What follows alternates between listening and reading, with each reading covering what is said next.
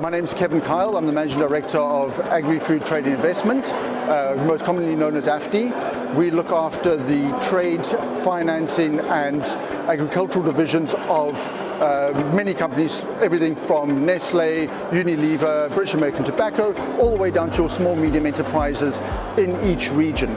Our regions cover everything from Dubai, Africa, we do Zambia, Cape Town, Kenya, Lagos, and then we extend now most recently into Asia. AFTI was born out of the African Agri Council, an organization which existed for 3 years and did incredible work within the Southern African region. We recently went into a joint venture with GTR. That joint venture brought around the name, changed to AFTI, which is a more global name for us.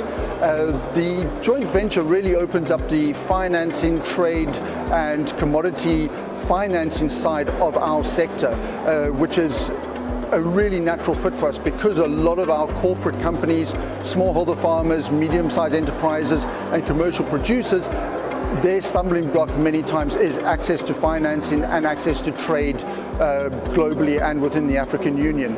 So bringing these two conferences together provides incredible value, not only for the attendees, but also for both market sectors now being able to engage with each other. So AFTI East Africa is quite interesting because we've been there three years now. It's changed each year, but changed because the region has changed so much. We are very much focused on technology in East Africa. We have partners such as IBM, Microsoft, SAP, Sage as some of our lead partners, but we also work with many small, medium enterprises within the Kenyan space. We have a huge number of listed Kenyan agricultural companies, and when I say agricultural, that's everything from actual farming, production, as well as the exporting of agricultural commodities. We also work with a number of the financial institutions, not in terms of financing, but actually in the fintech side. And again, this is where the marriage between GTR and AFTI comes into play, because a lot of these banks have agri-fintech modules which fit really nicely into our conference.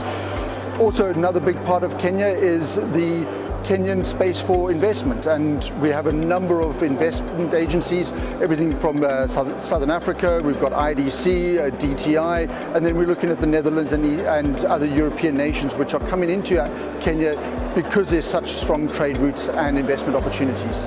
AFTI East Africa this year has a couple of big changes. One of the biggest changes is working with actual corporate clients who have assets of their own. So we work with British American Tobacco, ABM Bev, Microsoft, Twiga Foods, Unilever. All these companies have their own assets, and when we look at assets, these are farmers that are supplying a supply source to these companies for either export or production use.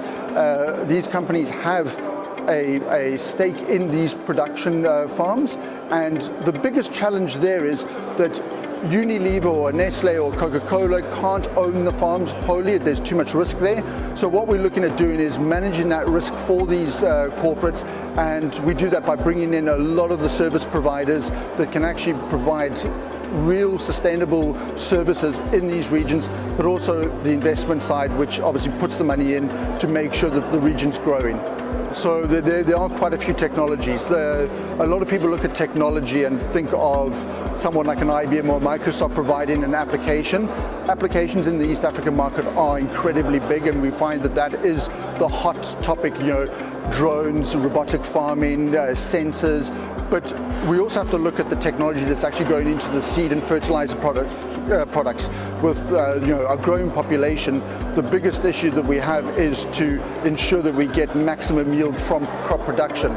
And that's not only on the app and robotic side, that also has to go into the seed technology. So working with companies like Syngenta, Monsanto, Levity, these guys are putting a lot of research into the actual seeds to make sure that they can combat disease. They're obviously getting greater yields.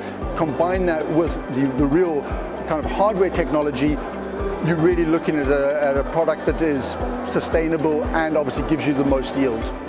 The opportunities are in East Africa in working with the smaller companies. You've got a number of cooperatives, you've got a number of farmers that have incredible land, have incredible opportunities, but they do require not only the financing, but they require the knowledge to actually work out how that land can be used best.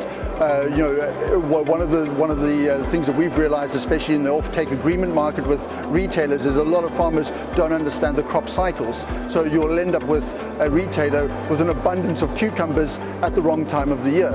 And it all comes down to understanding the market. So if you've got international companies with off-take agreements that are willing to put money into that market and understand and give the knowledge to those farmers and the understanding of what is required internationally, you can build an incredibly strong export market.